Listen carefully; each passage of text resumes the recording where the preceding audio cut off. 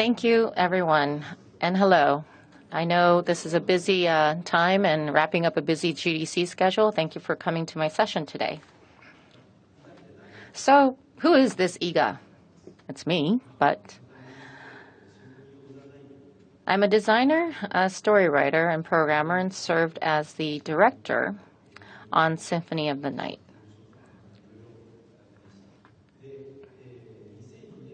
I was also the producer of the Castlevania series for about 8 years, starting in 2002. And then now, well, first things first, and some of you may have already heard, but I've left Konami, and for now, I've decided to go independent. There are several reasons for this change, but I'd rather not bore you with the details. So let's move on.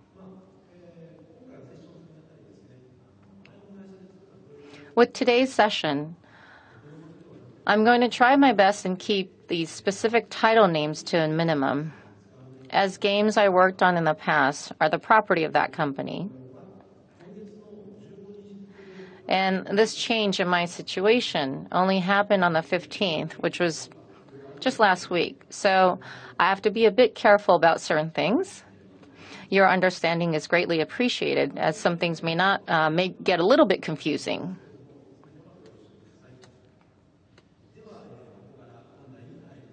Okay, so let's jump into the main subject.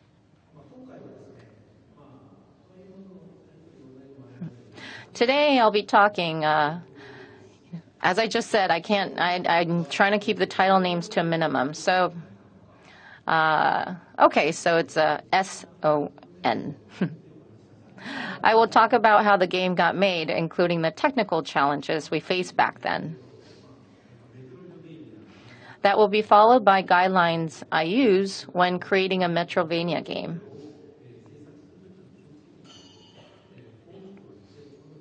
The session will largely cover these two topics. I hope you'll enjoy my talk.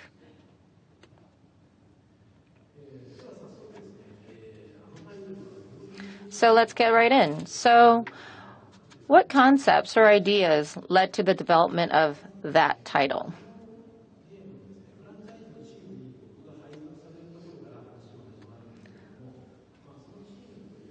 Well, the story begins at the point of me getting assigned to the franchise team.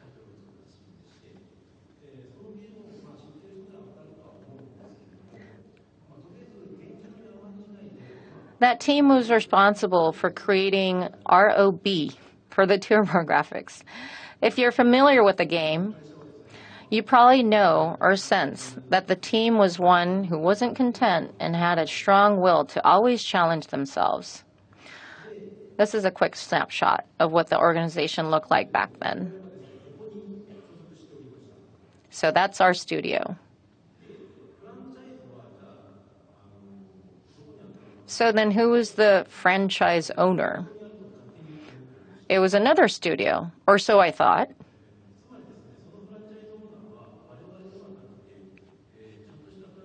So we didn't think that we were the franchise owner, and a proper franchise game was going to be worked on separately. So we decided to go ahead and change whatever and however we wanted. This part is important, as it will come up again later during the session. Please make a mental note of this.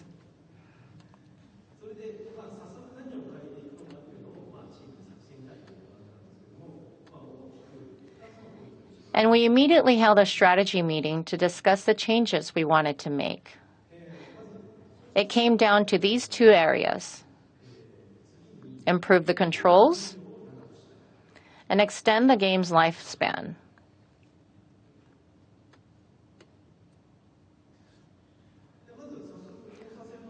So the first target, to improve the controls.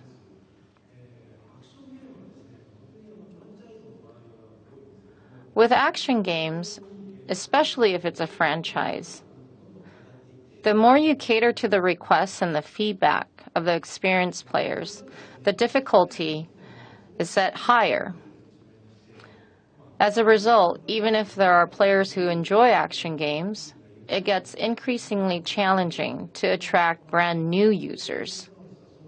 I'm sure some of you will say that overcoming that challenge is part of what makes the game a game and fun. However, that's not really the case with a lot of users. Back then, the games of that franchise had a very unique control scheme, especially the jump. The spec for the jump was such that once you jumped, I don't know, we just didn't like it. You really couldn't do much. Obviously, I know there are fans out there who liked it, but I thought that was one of the factors that made the game difficult.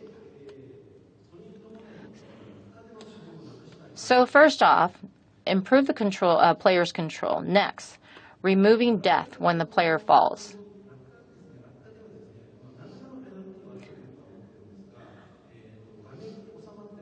I thought it was okay to penalize the player when they fell. The character didn't die if he fell from high above, as long as it fit in screen. But I wasn't convinced with making the character die when he fell from the point where the scrolling ended on screen.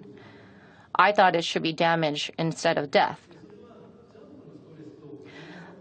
That was coupled with the stress caused by the jump. So again, I wasn't convinced about the control scheme.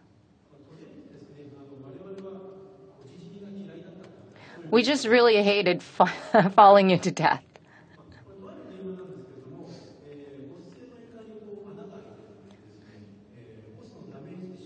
Taking another game, for example, in a boss fight, there's a hole in the ground, and we end up dying more frequently by falling into the hole rather than getting attacked by the boss. From the perspective of a hardcore or very well-experienced player, they viewed the ground as one of the enemies and thought that those elements packaged into one was this boss battle. However, from a less experienced player standpoint, the enemy boss and the hole in the ground are two separate things. So don't you feel that there's some unfairness here? Thus, we needed to try and eliminate those types of specs. We decided that you'd inevitably die when you fell through the hole. In other words, this death is not a result of the height involved, but dying through taking the appropriate amount of damage. In that game, you're actually able to jump if it's done within a few frames from falling. Even so, when you fall, you fall hard. Through changes like these, we made an effort to reduce the stress on the player through better controls.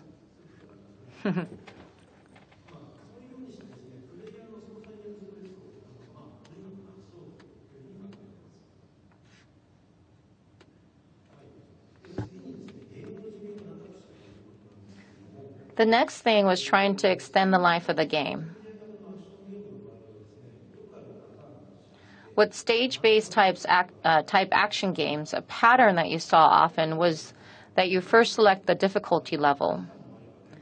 And there were a lot of games you could clear in about maybe 2 hours.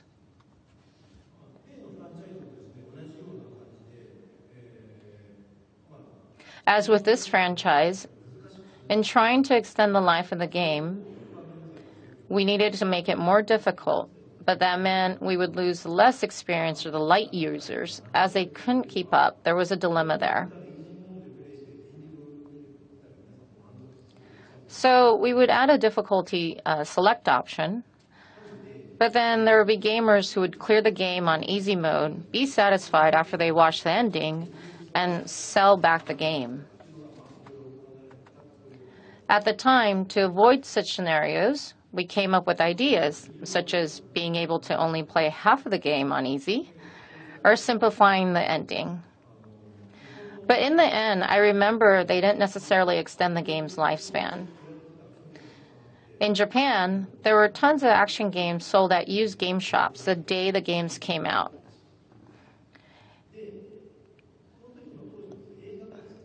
Games cost around 7,000 yen back then, or about $60. And then movie tickets were going for about 1,600 yen, about $10 back then, which gave you 2 hours of entertainment. I felt the prices of games were expensive as an entertainment option. We really wanted to extend the life of the game, and the one game that popped up in our heads was Legend of Zelda, an exploration-filled action game. And pretty much our entire team, including myself, were huge fans of the game, and we wanted to make something very similar. So now you know, the origin or the inspiration actually wasn't Metroid.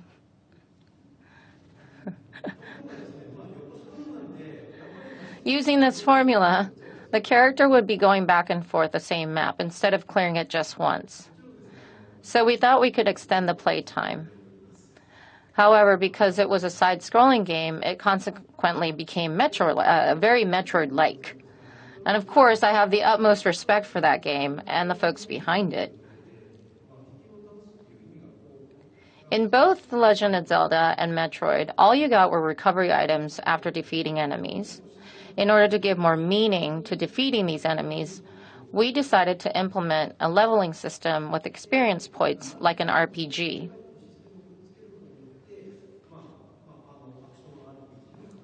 And that's how it shaped into that action RPG.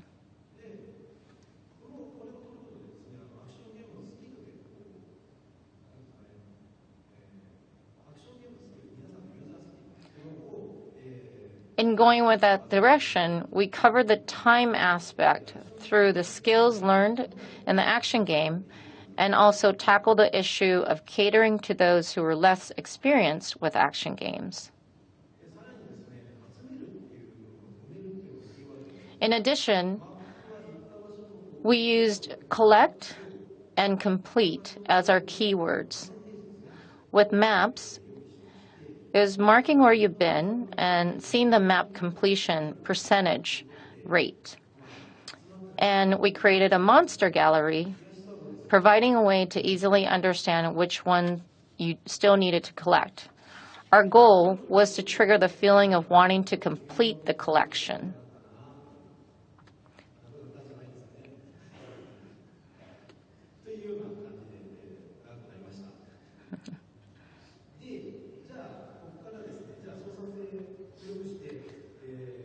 So now that we had improved our controls, implemented an exploration-driven side-scrolling map, and added the collect and complete element, I took a step back and thought about the player.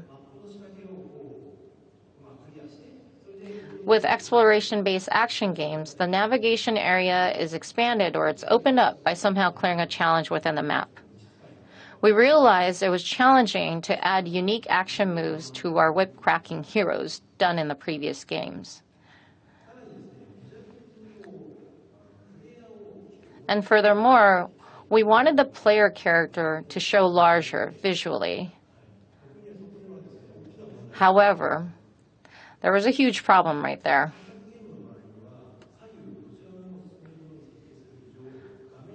For exploration-based games, due to being able to move the character in both left and right directions, we place the character in the center, like this.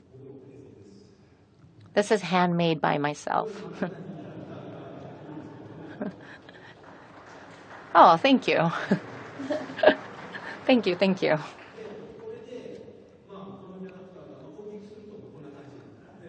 Attack!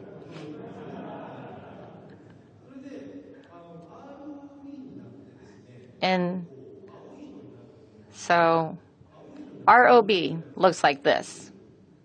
It's a bit bigger, the blue guy. And the whip is extended proportionately to the size of the character. And we wanted to go even larger with our title. Kind of like that. But then the whip almost reached the edges of the screen. And we were thinking, wait a second, does that look right? Or do we need to even be concerned about the space and the timing of this action?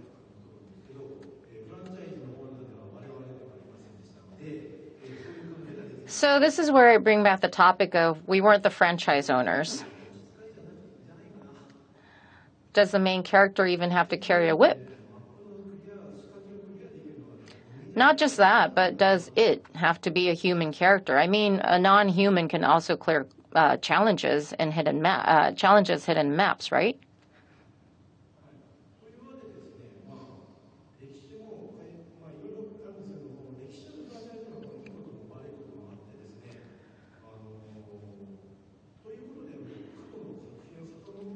So we look back at the older titles, and what do you know?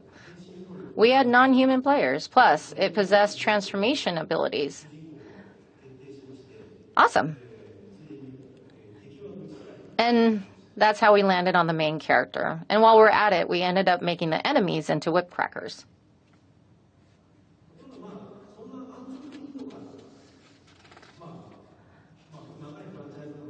Well, of course, I paused and thought for a second. But what about the timeline or the history? Well, do I have to worry about that? What about its motive? Well, I said, oh well, let's not worry about that too much. And looking at the old materials, it only said that it was a vampire with a drive for justice. So we ended up adding more character settings. I mean, think about it. Why is he in defiance with his father? I don't understand the reason. And vampires feed on humans, so then why are they allies? Doesn't make any sense to me.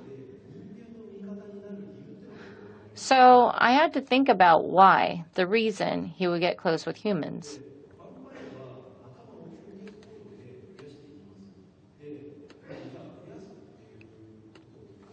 Vampires make friends by sucking on blood.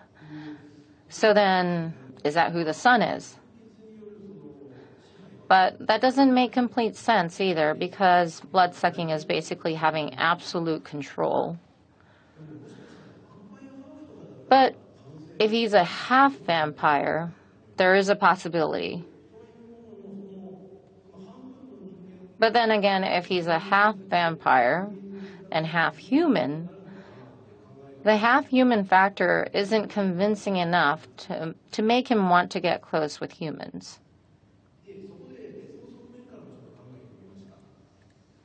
So then I changed my perspective, thought about this from another angle. If he's half human, that means one of his parents is human.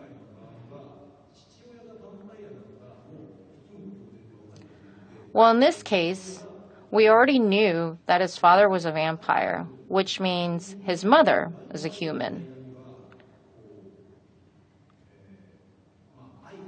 Which then means that there was, in fact, love between the vampire and the human. But then the next thing you know, the vampire is growing hostile towards the human and is now the devil. So if I were to continue along this train of thought, let me think about it, while respecting the Dracula story. His beloved wife is lost through the hands of humans, and because of this, he begins to grow hatred towards humans. The setting is in line with what happened to the father in the previous story when he suddenly lost it.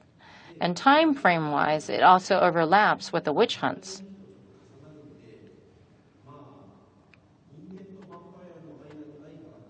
So if there was love between the human and the vampire, would she be happy watching her own husband turn against the humans?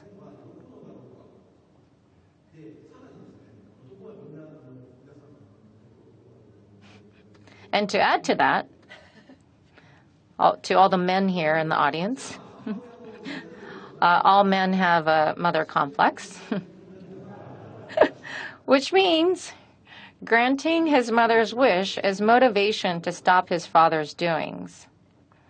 And this is how we completed the character setting. Oh, and by the way, just as a side note, I'm a huge fan of Vampire D.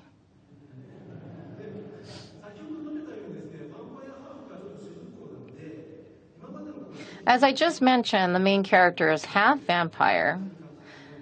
The main characters in the previous games were more masculine or sort of macho and had a rugged style. But, vampires have this strong but very transient image. Like the gothic looks really suits them and maybe, accented by roses. So going back to the point of us not being the franchise owners again, we said to ourselves, well, let's just go ahead and change the art style too.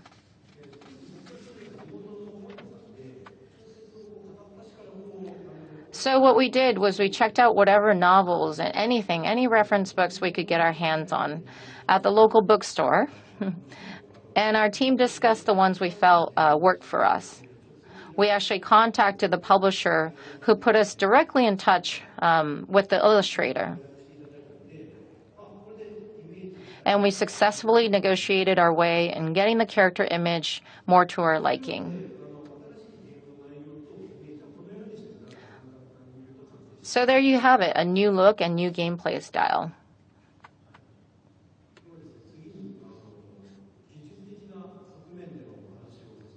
So now I'm going to move into the technical aspects of developing the game.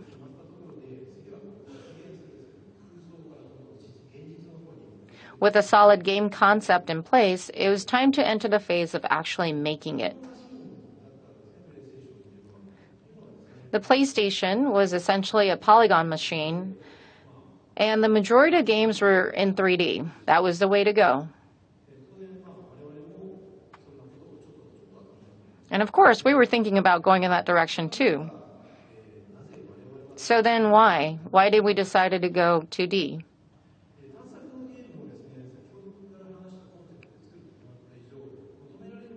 Well, based on the concept of exploration-driven games I just shared a moment ago, there are certain needs.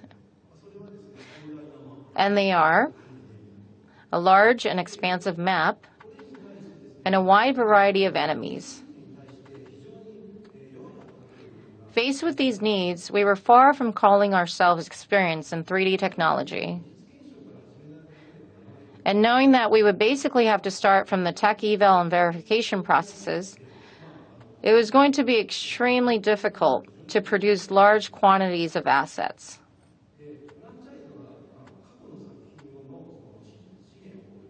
The biggest merit of working on franchises is that we're able to utilize assets from the past. And we needed to maximize that potential. We also had two genius 2D game designers, so we really didn't have any other choice.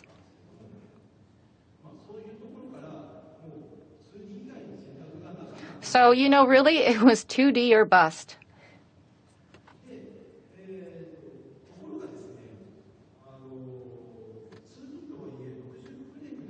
However, it wasn't easy building a 2D game running at 60 frames per second. Especially looking at other 2D games available on other platforms, there was no way we could lose out to these existing games.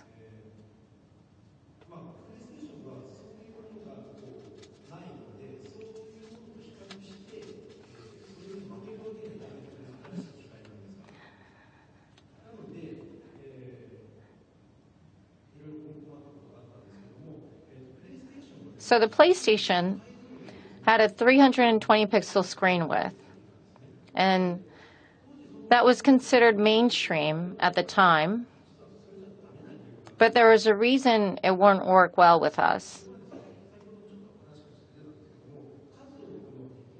It had to do with the enemies and the volume and our desire to be able to reuse graphics data from our previous games.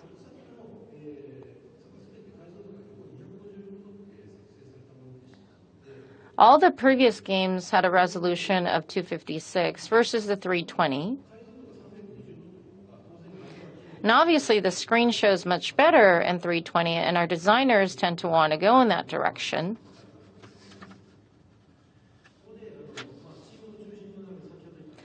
So I asked our two designers, the two genius designers that I mentioned a moment ago, both core members of our team, and without any hesitation, they said, "Okay, no, we can do it."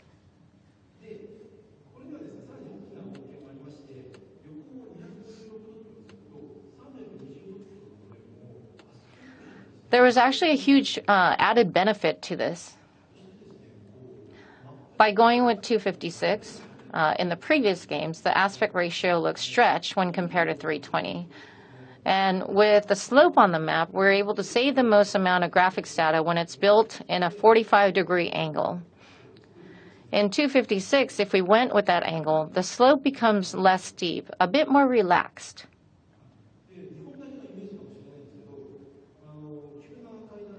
And this could be totally a Japanese thing. But don't you think steep stairs feel like they belong in like old or small and tiny, poorly maintained homes? Well, I do.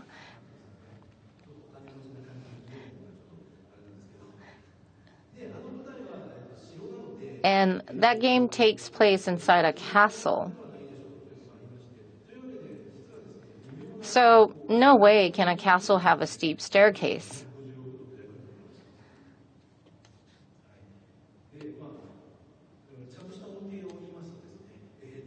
And as a result, this ended up helping us add a touch of castle-like atmosphere in the game.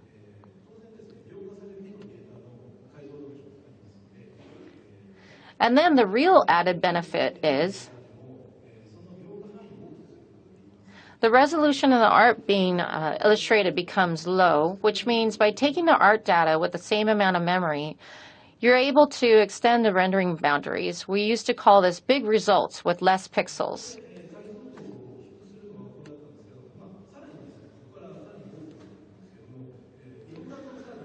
So we managed to lower the resolution, and we also put a limit on the number of colors. With that, we were able to increase the rendering speed and the number of images outputted at once. So I had to check in with our two designers again. And I asked, in terms of numbers, is 16 acceptable? And then they came back with this question. Well, how many palettes are you able to use? And then I said, a lot. Then they said, oh, okay, no problem. So it may have taken, an extra round because it wasn't an immediate okay, but either way, they okayed it. Along with that, we cut off the top and bottom parts that may not be displayed anyway, depending on the type of TV people had. And that earned us an additional rendering speed and ultimately made the multi-scrolls and large volume of effects possible. I would like everyone to remember that SON was praised for its graphics. However, that was all possible thanks to our highly skilled designers who weren't afraid of working with certain boundaries and restrictions.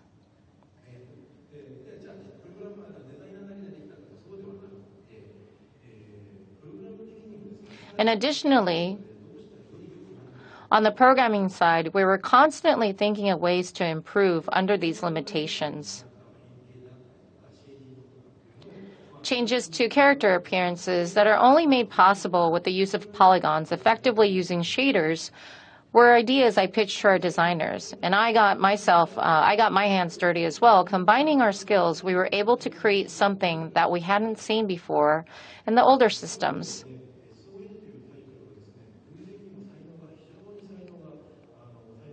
So in that sense, I believe that SON was a title where the talent came together at the right timing, by chance, and I was extremely lucky to have had an opportunity to work with that team.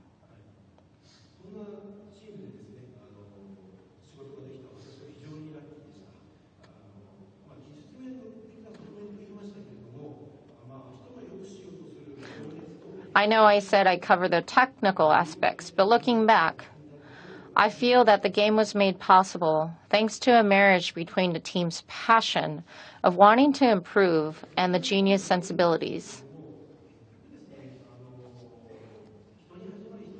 I've managed a variety of teams in my career, but in the end, it starts and ends with people. And so this is how we got to making the game.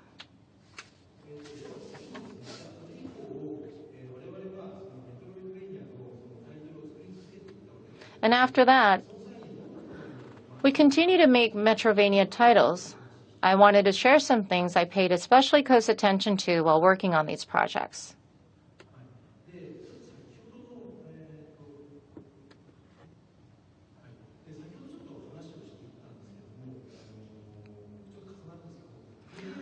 Well, first, this overlaps with what I said earlier, but player controls. I cannot stress how important this is. The user is always controlling the player character, so the first thing we must do is eliminate stress and make it fun to control the player. Essentially, you should be able to continue to play a game that's simply fun by just controlling the player character.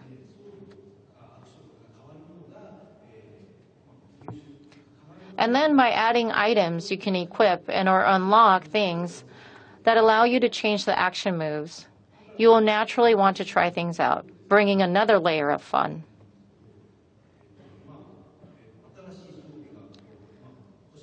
So being able to experience that fun makes you, like this loop here, you want to get new equipment, search for the item, you find it and try it out, and then want to get newer equipment. There's a loop that naturally forms itself.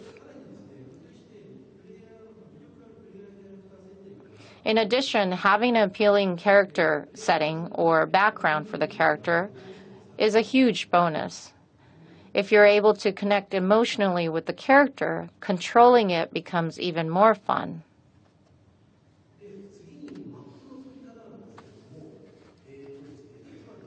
And on to creating maps. In reality, even though I say exploration, there is a limitation as to how much exploration can be allowed. It depends on the game, but if the player were to simply clear the game, maps are created with a single path with hardly any going back. If you were the type of player who wanted to move the story forward, revisiting a previous area can be a burden, and not so much if you were determined to unlock every little thing, though. Because of that, if the revisiting led to a dead end, we need to provide a reward in the form of items or something. Also, it can be effective to guide the player along the main path using items or branches. By adding them in very small ways to the map, it provides an exploration-like atmosphere to the player. And at an early stage, I try to provide moments where the player is unlocking new areas through the skills they have acquired. Placing these moments in memorable places are very effective. By informing the player of these exploratory elements, we're able to plant the impression that it's not a stage clear type game, and setting the expectations of unlocking new areas by acquiring new skills as they progress in the game.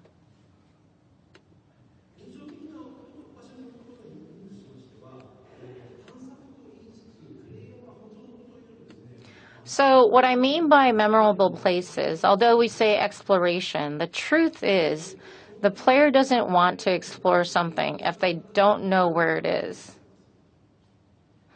So by placing these moments in memorable locations, they understand sort of the gimmick or the trick behind it.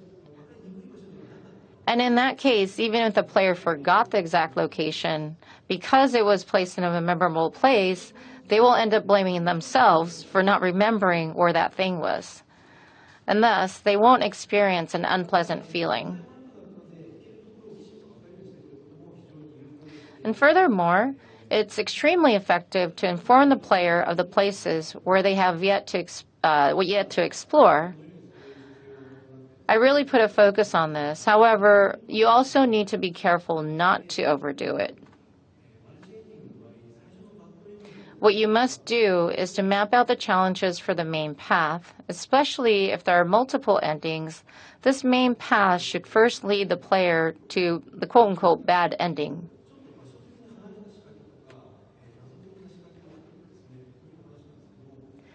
Another sort of trap we fall into is when trying to place puzzle elements or tricks in a slightly inconvenient area. The person who comes up with that idea obviously knows every little trick, where it is. However, oftentimes, that's not communicated to the player.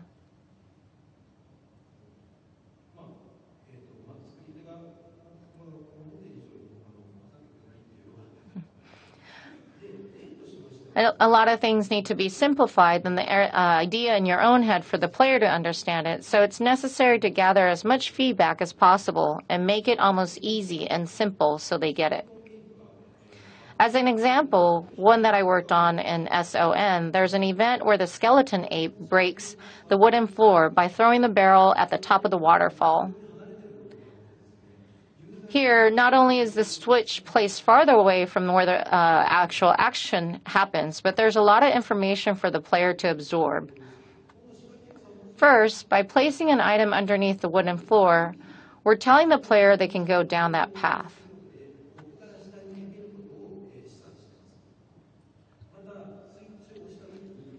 And when you turn on the switch, the skeleton ape will appear, throw the barrel, and break the wooden floor inside the room. Basically, we show the destruction method. Then, assuming that the location of the wooden floor isn't obvious, we communicate to that player through a display message. Obviously, we made it clear in the overall map that you're able to go underneath the floor, but even so, our intent wasn't communicated to every player. I'm sure you've experienced it too, but our staff was so close to the game and we were playing it over and over that we kind of knew the area inside out. And so it's vital to place high importance on the impressions of first-time players.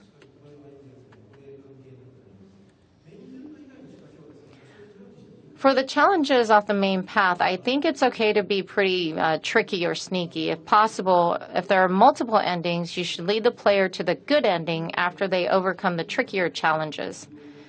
And that way, you're able to consciously guide the player to the bad ending. However, just don't overdo it, or just don't be too mean. I think just having one or two of those in the game is a good balance. So next, enemy balancing. In terms of balancing out the enemies, it's important to make sure the bosses are very well balanced. Of course, the best case scenario is that there is an overall balance across all the enemies. But we're talking about a pretty large map here. Sometimes due to the time you have left to finish up the game, the items you need to balance out are prioritized. When that happens, I suggest you place boss balancing at the top of that list.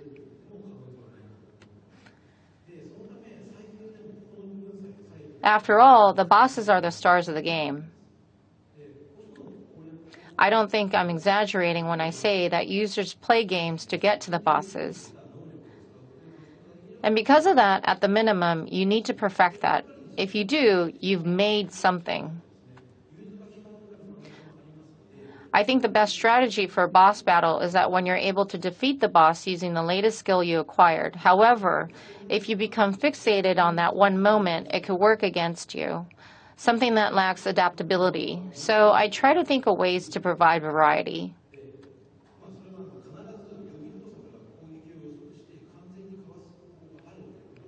There's a team commandment when it comes to boss battles, at least the commandment and within our team. That's that the programmer who created on it can defeat the boss without taking any damage.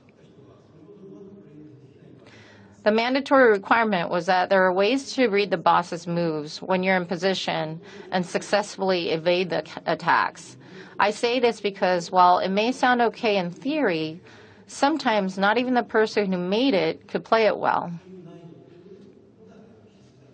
At the minimum, it was okay to equip weapons, which you'd be able to pick up along the way, but armor was not allowed. That was the difficulty level I aimed for when balancing out the bosses.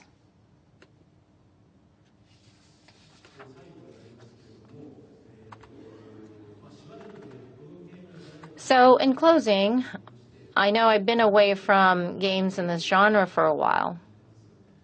So I had to prepare my session while remembering the past. And I hope things made sense, and I thank you for listening.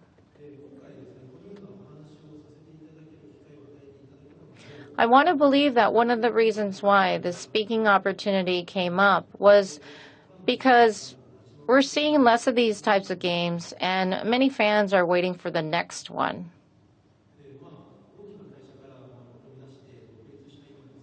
And now that I've gone independent, I'm able to create things as I wish and not adhere to the company's wishes. If there is a desire, I believe I'll be able to turn that into reality. Your support is greatly appreciated as I embark on a new journey. Thank you very much.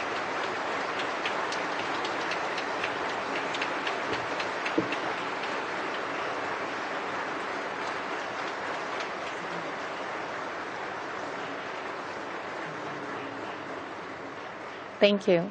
So we're going to open it up to Q&A session. If anyone has any questions, please walk up to the mic and we'll take it one by one. Please note that this is not going to be simultaneously translated, so there's going to be a little bit of a moment before we give the answer. But if anyone does have any questions, don't be afraid. He won't bite.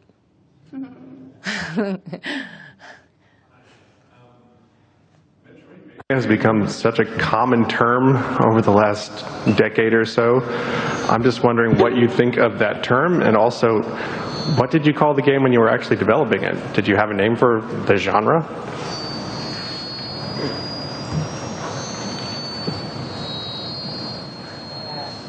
聞こえない。あ、聞こえます。はい。メトロベニアなんですけれども、はい。ジャンルのもう本当にラベルとして確立されています。まずはこの名前ですね。名前に関しての第三とお会いしております。っていうのと、このジャンルのっていうのは他にじゃあどうか使っていただいて、その名前。あ、やつどこにあるの？これ？これ以外にどういうふうな？何以外にどういったコードネームというか別の名前があったりとか。はい、大丈夫ですか？聞こえてますか？あ、今聞こえてます。ちょっと聞こえなかったです。まず。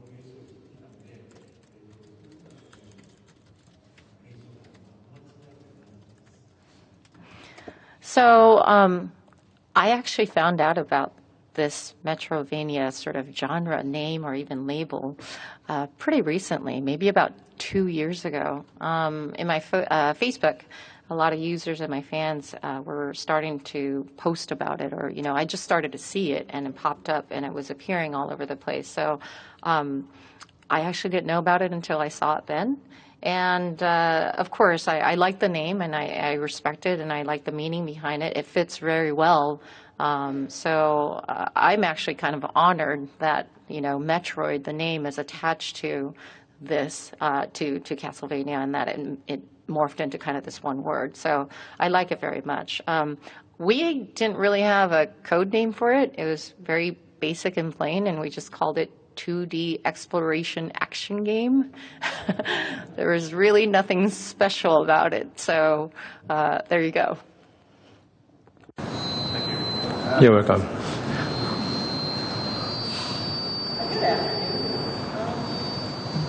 Is this on? Yes, I can hear you. I want to ask, well, almost since this genre's beginning, there have been players who take an especially strong delight in kind of breaking the game wide open, doing things that are called sequence breaks, and trying to speedrun the games as fast as possible. I'm wondering, like, how do you feel when you see this? Do you feel angry that somebody is kind of destroying your carefully laid levels, or are you rather amused by the lengths people will go to skip large chunks of the game you've made? ですね、このジャンルのもう初めからと言っていいと思うんですけれども、本当にコアユーザーですね。大好きな、コアユーザーさんたちが、せっかくこう、丁寧に作ってくださった、Sorry guys, that was in an English channel.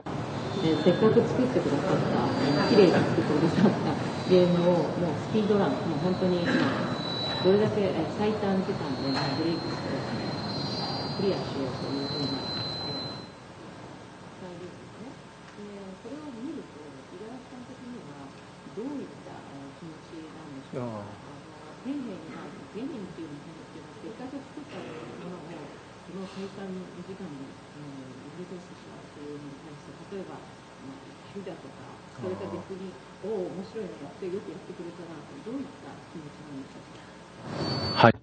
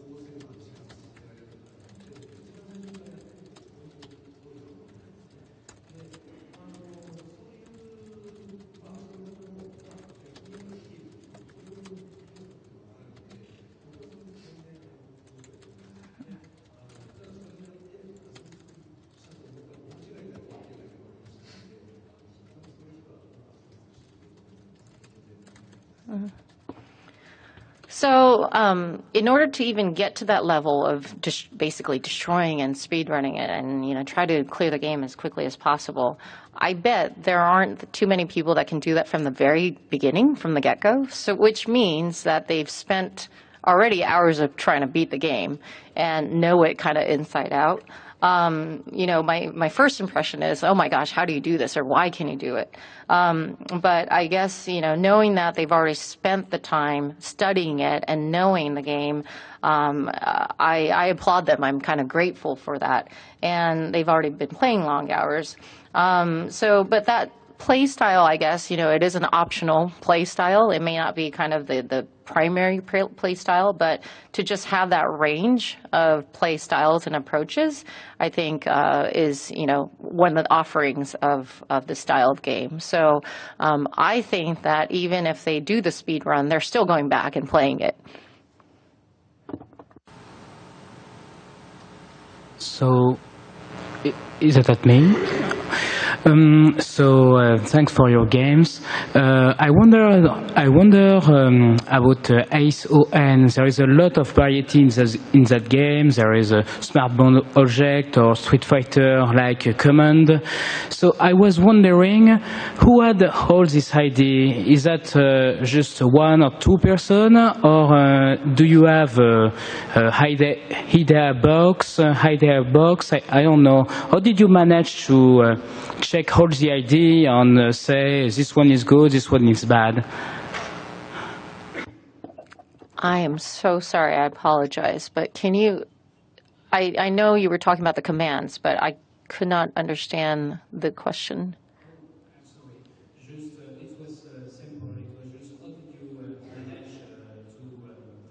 did you manage to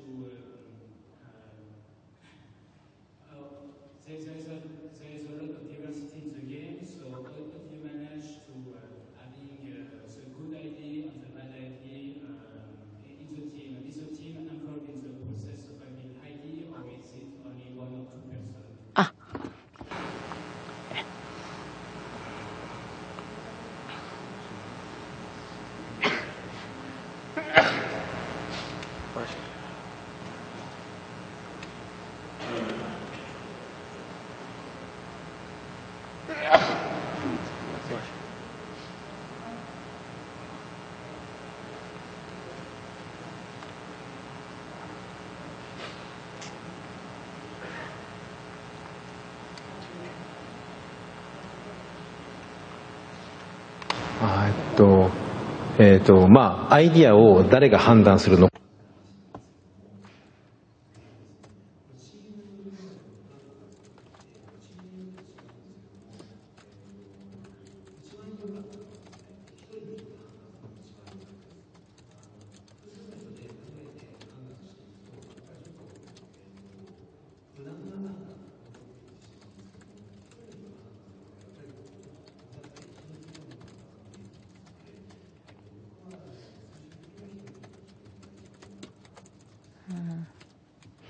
So I've actually, managed and worked with a couple different teams. So it does depend on the team.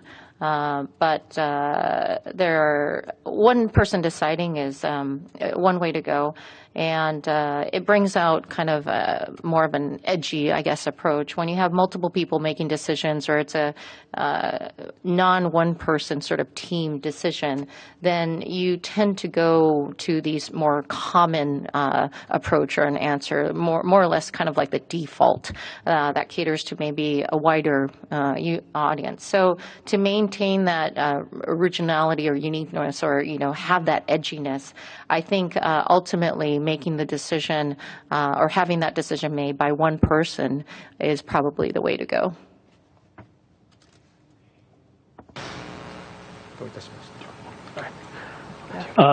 First, congratulations on going independent. I'd like to ask, do you plan on making your team international? And if so, can I buy you a drink? まずはこの度独立ということでおめでとうございます。Sorry guys, that was English.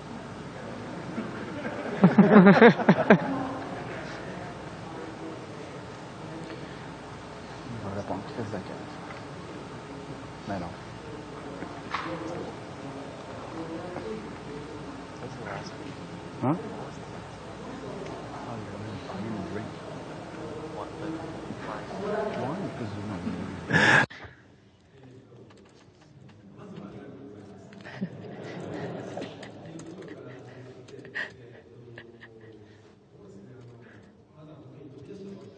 あんまり準備もしないと飛び出したので、あんまり考えてなくてですね、まだ会社もできてないんですね。そういうところで、今後どうしていくのかっていうのはあるんですけど、僕のファンが、日本よりも海外の方が北米欧州の方が多いので、やっぱりそこを中心になっていくと思うんですが、何せ僕はご存知の通り英語ができないので、インターナショナルで作っていくのはどうなんだろうな、難しいのかな、どうなんでしょうね、皆さん。はい。So first of all, thank you. Yeah, I'll take that drink maybe. So on going international, this decision or this situational change of mine is very, very recent, as you know, and I really haven't prepared much. To be honest, there's really no company behind me just yet.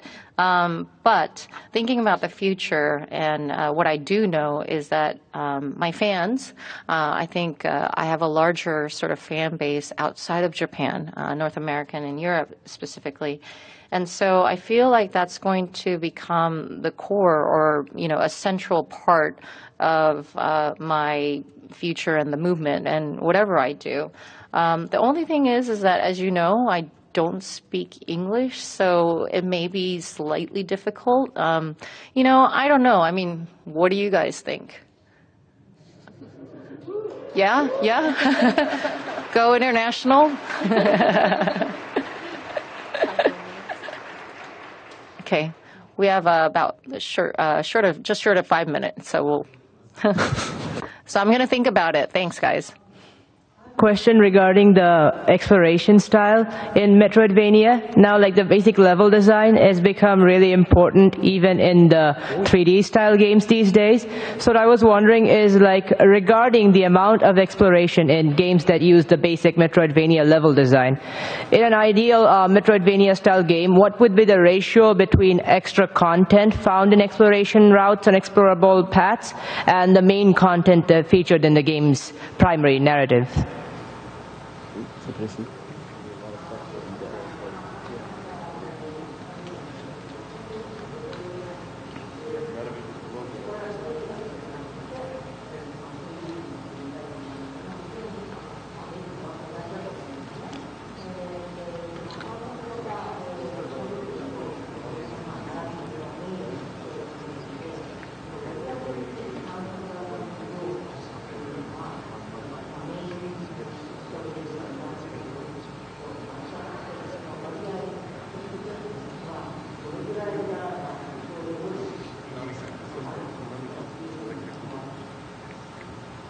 はい。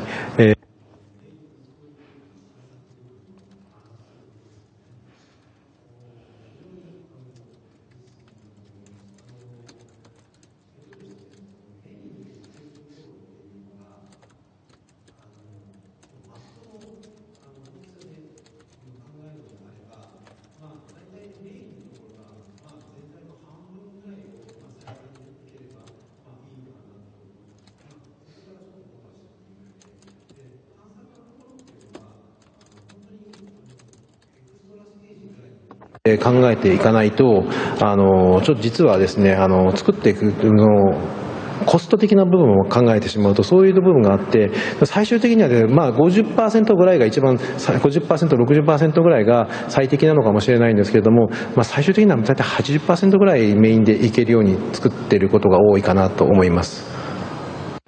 So that's a very good question. And, when you think about the overall map, the gigantic sort of large map, the main path, the size that I'm thinking or that I usually aim for initially is that maybe it's about 50%. Or a little bit more. And that's, with a minimum amount of time that you can go through the main path.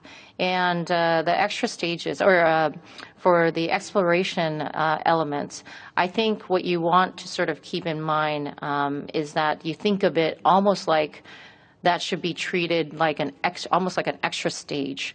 The reason why I say that is because when you don't treat it that way, then the cost of creating these areas is going to just rise. And so if you start off with 50-50 or maybe 60-40, that's fine. But in the end, eventually, I believe that the main story or the narrative, the main path, has resulted in maybe about 80% in the end. And so it became more like a 80-20 balance.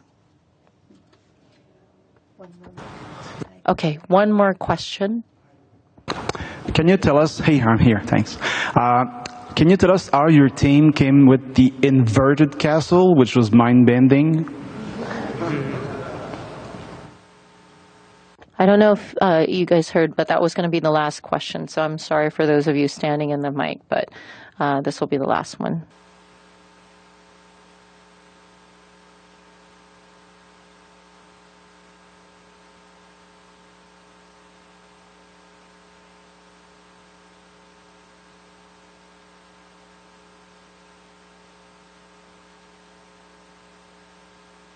Invert って何ですか？